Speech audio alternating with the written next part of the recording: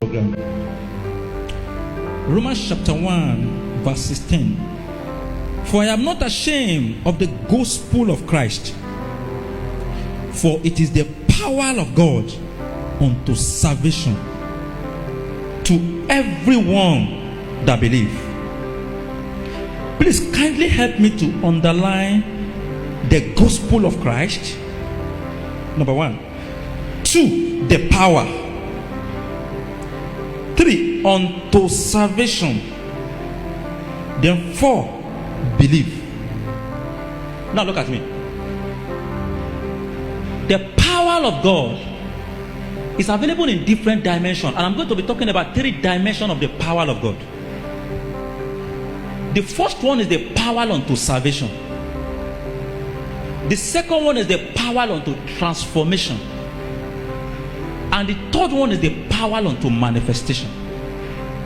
I repeat. The first dimension of the power of God is the power unto salvation.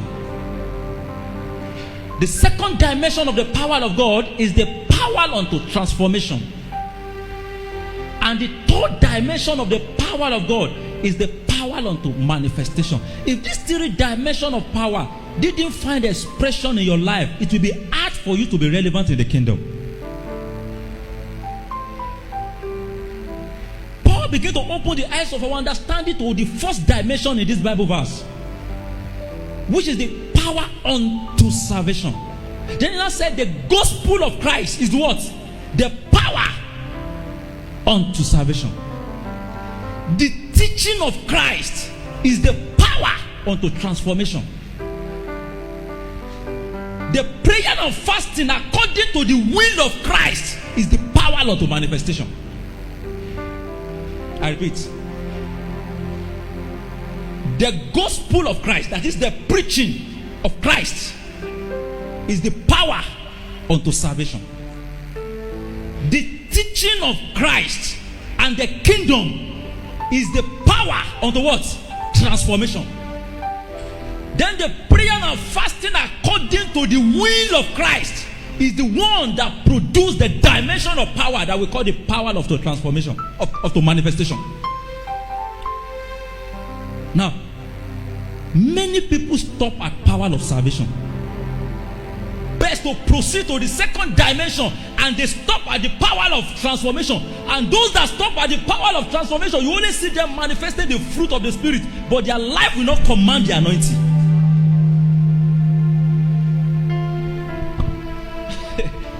So the only thing they can show to generation is that they manifest love, kindness. They are sharing goods in the streets. Each time they collect salary, they divide it into 2 and they begin to give it to the poor. That is the manifestation of the power unto what? Unto transformation. But if you stop there, I will be sincere to you, you won't be relevant in the kingdom. Because it takes the power of manifestation to command the attention of generation.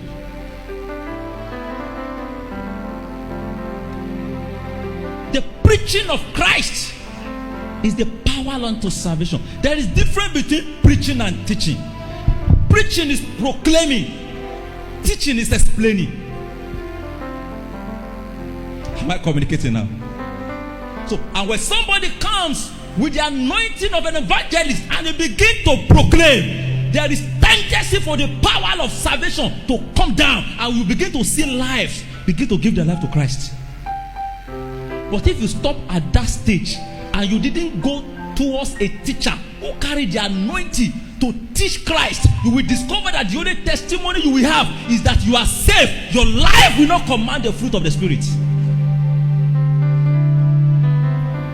It takes teaching anointing to transform a man.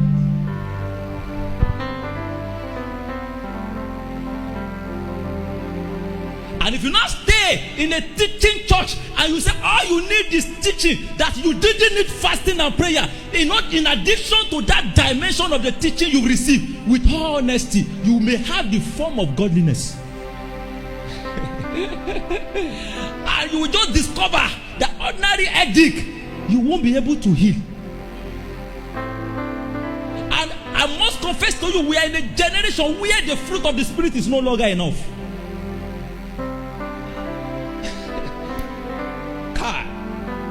Even the whole creation, they are waiting for the manifestation, not the transformation. What are they waiting for? The manifestation. The whole creation. Because the creation you are seeing, they rely on the manifestation of a son for the potential in them to begin to bring out. Let me tell you, water has the capacity to do more than drinking.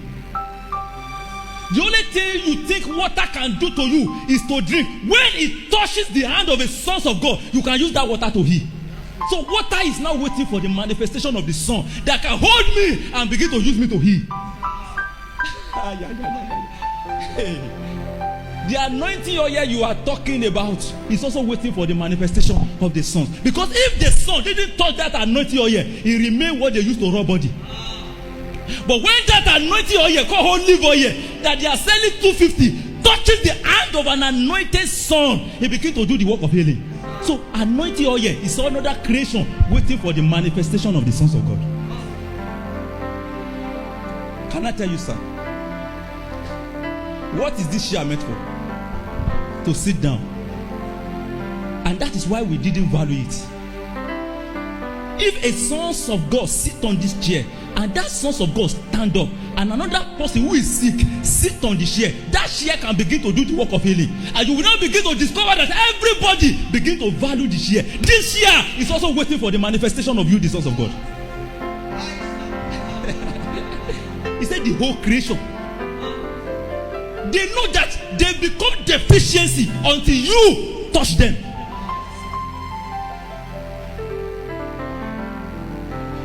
It was just a rod in the hand of Moses.